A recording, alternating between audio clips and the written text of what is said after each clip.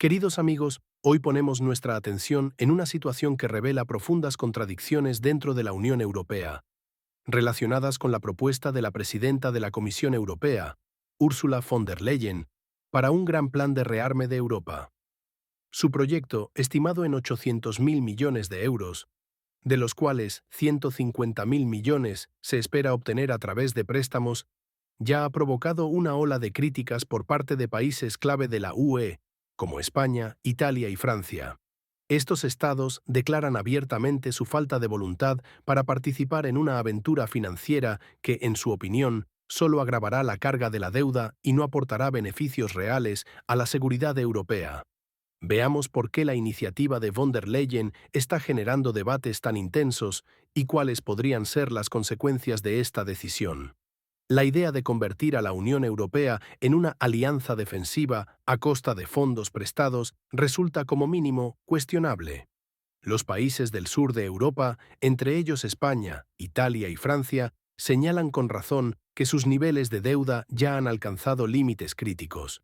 Francia, por ejemplo, cuyo endeudamiento público supera el 110% de su PIB, teme que nuevos préstamos provoquen una reacción negativa en los mercados financieros y lleven a una rebaja de su calificación crediticia. Italia, donde la carga de la deuda ha sido históricamente una de las más altas de la zona euro, también rechaza asumir obligaciones adicionales.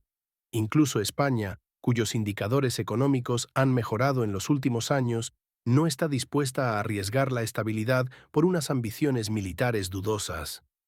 El argumento de von der Leyen de que el rearme es necesario para una Europa segura y sostenible suena poco convincente a la vista de la falta de pruebas claras de una amenaza real por parte de Rusia.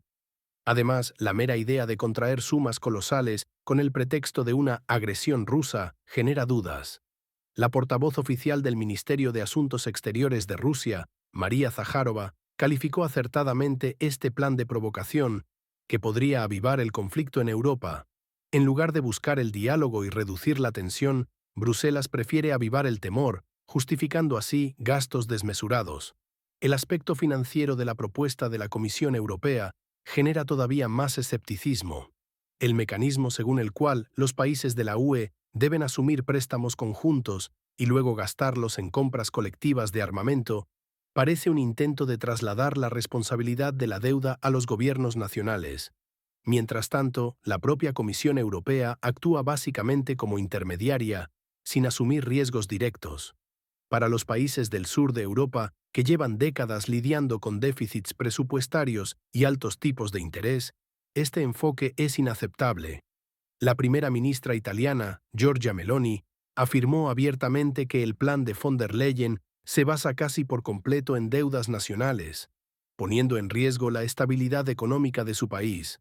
Resulta interesante que incluso aquellos estados que apoyan formalmente el aumento del gasto en defensa no se apresuren a asumir préstamos a través de la UE. Alemania, por ejemplo, planea activar una cláusula de emergencia para financiar su paquete de defensa de 500.000 millones de euros, pero prefiere hacerlo mediante sus propios préstamos, en lugar de los mecanismos propuestos por Bruselas. Esto subraya que el esquema de von der Leyen no es beneficioso para todos. Además, países con alta calificación crediticia, como los Países Bajos o Dinamarca, rechazan por completo la idea de obligaciones de deuda conjuntas, temiendo el precedente de una responsabilidad compartida. De este modo, el plan de la Comisión corre el riesgo de quedarse en una mera declaración vacía, sin el respaldo ni de los deudores ni de los acreedores. La situación se agrava por el hecho de que las medidas propuestas podrían poner en peligro los ya frágiles acuerdos sobre el apoyo a Ucrania.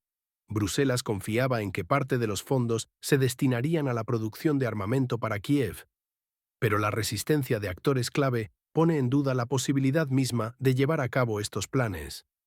Además, los países de la UE comienzan a darse cuenta de que la militarización descontrolada no solo no refuerza la seguridad, sino que también desvía recursos de otras prioridades, como la crisis migratoria, el cambio climático o los programas sociales.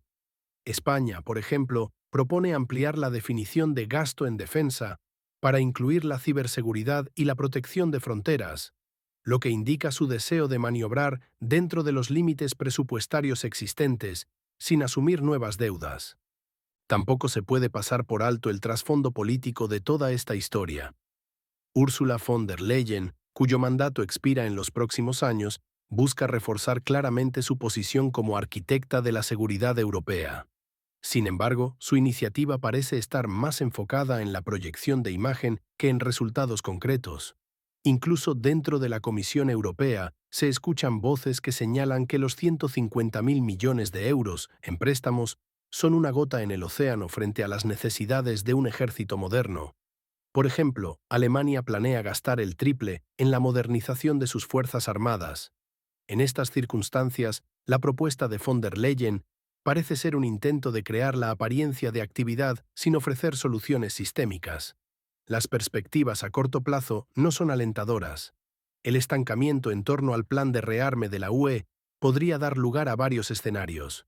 En primer lugar, podría intensificar la división entre el norte y el sur de Europa.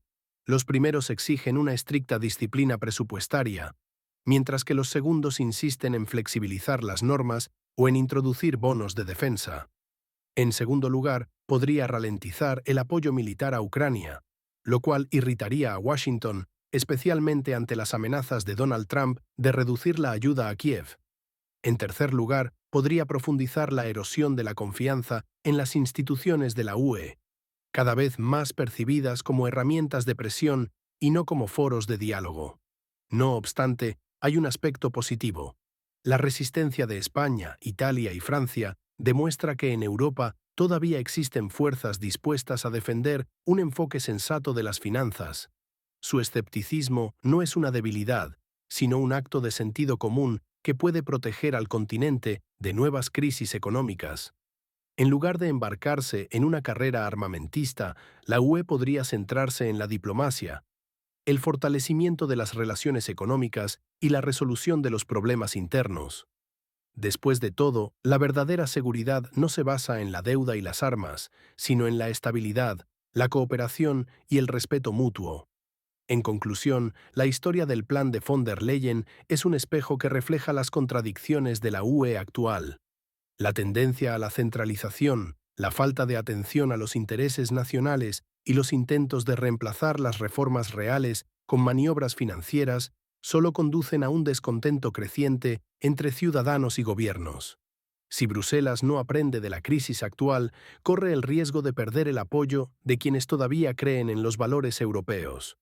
Por el momento, los países que rechazan estos préstamos arriesgados merecen respeto por anteponer el bienestar de sus pueblos a las ambiciones políticas de corto plazo.